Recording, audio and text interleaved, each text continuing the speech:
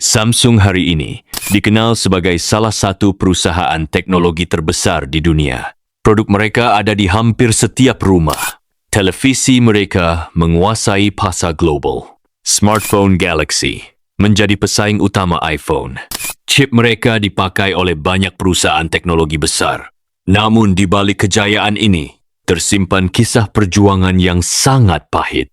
Samsung tidak lahir sebagai raksasa. Ia lahir dari kemiskinan, kegagalan, dan hinaan. Semuanya dimulai dari sebuah toko kecil penjual mie. Awal mula mimpi seorang pemuda miskin. Tahun 1938, Korea Selatan adalah negara yang sangat miskin. Mayoritas rakyat hidup dalam kesulitan ekonomi. Pekerjaan sulit ditemukan, pendidikan terbatas. Di tengah kondisi itu, seorang pria bernama Lee Byung-chul memulai bisnis kecil. Ia membuka toko sederhana yang menjual ikan kering, beras, mie dan kebutuhan pokok. Modalnya sangat kecil, keuntungannya tipis. Kadang ia harus memilih antara makan atau membeli stok barang. Namun Lee memiliki mimpi besar. Ia menamai tokonya Samsung, yang berarti 3 bintang. Baginya, 3 bintang melambangkan kekuatan, kebesaran dan keabadian. Ia ingin bisnisnya suatu hari bersinar seterang bintang. Perang Korea hampir menghancurkan semuanya. Tahun 1950, Perang Korea meledak. Negara hancur. Ekonomi runtuh. Jutaan orang kehilangan rumah. Bisnis kecil seperti Samsung hampir mati total. Toko sepi. Barang sulit didapat. Uang habis. Lee harus memindahkan bisnisnya berkali-kali untuk bertahan. Ada hari-hari ketika ia berpikir Samsung tidak akan selamat. Namun justru di masa sulit itulah ia belajar satu hal. Bisnis kecil sangat rapuh. Jika ingin bertahan di masa depan, ia harus membangun perusahaan besar, masuk ke industri besar. Setelah perang berakhir, Korea Selatan mulai bangkit. Pemerintah mendorong industrialisasi. Lee melihat peluang besar di sektor manufaktur. Samsung mulai masuk ke industri gula, tekstil, logistik, perdagangan besar. Perusahaan mulai tumbuh. Namun Lee belum puas. Ia melihat dunia bergerak menuju teknologi. Radio mulai masuk rumah-rumah. Televisi mulai populer.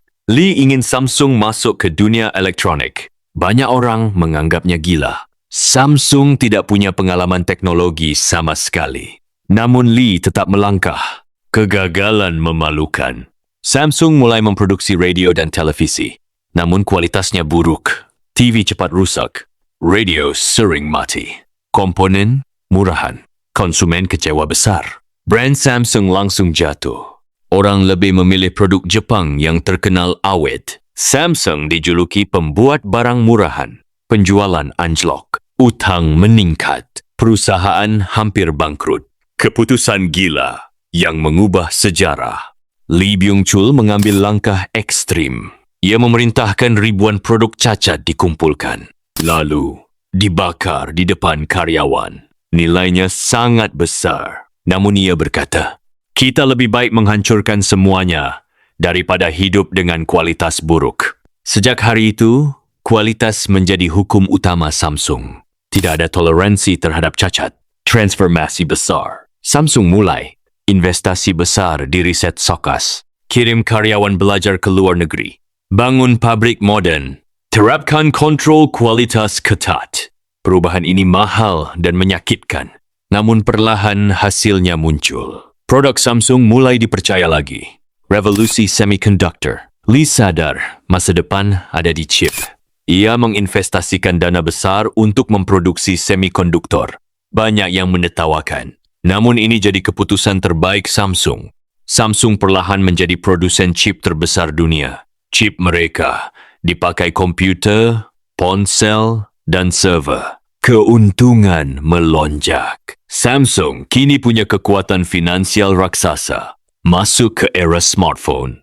Tahun 2000-an, ponsel pintar mulai berkembang. Samsung awalnya tertinggal. Namun saat iPhone muncul, Samsung belajar cepat. Mereka mengembangkan Galaxy. Dalam beberapa tahun, Galaxy menjadi pesaing iPhone terbesar. Samsung unggul di layar AMOLED, baterai dan inovasi cepat.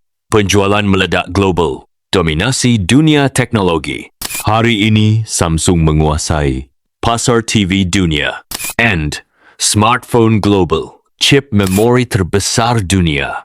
Layar smartphone hampir semua brand. Samsung bukan lagi perusahaan murahan. Ia menjadi simbol teknologi kelas dunia. Pelajaran besar dari Samsung. Kisah Samsung mengajarkan, kegagalan bukan akhir. Kualitas mengalahkan murah. Investasi jangka panjang menang besar. Visi berani mengubah nasib. Dari toko mie kecil, dari toko mie kecil menjadi raksasa teknologi dunia.